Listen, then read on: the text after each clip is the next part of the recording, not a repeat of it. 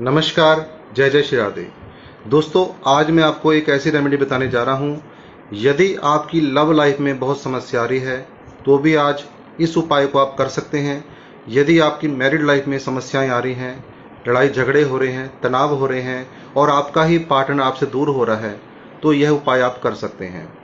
इसमें करना क्या है, जिनकी लव लाइफ है, जो किसी को चाहते हैं, प्रेम करते हैं, उनके लिए उपाय ये है कि आलू लेने हैं। 6 आलू प्रतिदिन लेने हैं 43 दिन तक। 6 आलू को अपने हाथ से धो करके आपने गौ माता को डाल करके आने हैं, उसी व्यक्ति का नाम लेकर के जिसको आप चाहते हैं। यदि आप मैरिड हैं, चाहे स्त्री हैं या पुरुष हैं, 43 दिन तक आपको 6 आलू धो करके, काट करके, उसमें थोड़ी सी हल्दी डाल दें सूखी हुई।